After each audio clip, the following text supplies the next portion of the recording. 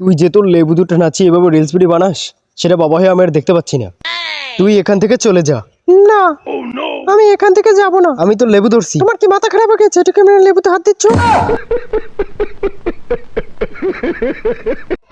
ছোটবেলা থেকে আমি তোর সাপোর্ট করে আসছি। তুই রিলস ভিডিও বানালে সবচেয়ে খুশি হই আমি।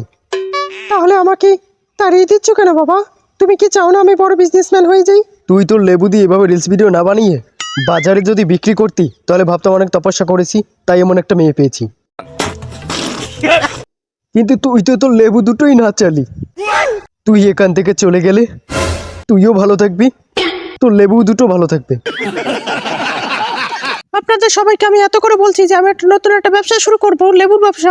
সবকিছু আমাকে ঘুচিয়ে না দিয়ে সবাই আমার লেবুর দিকে চেয়ে আছেন কেন?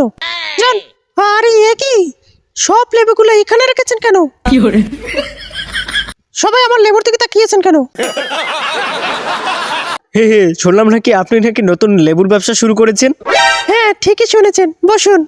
আচ্ছা বলুন, কি খাবেন? না, কিছু খাবো না। তাহলে একটা লেবু খান, আমার দোকানের লেবু। তাই? এটা কিসের লেবু? আমার দোকানের। ও, আপনি এখন থেকে লেবু বিক্রি করবেন? হ্যাঁ। আপনার লেবু দুটো বিক্রি করে দেবেন?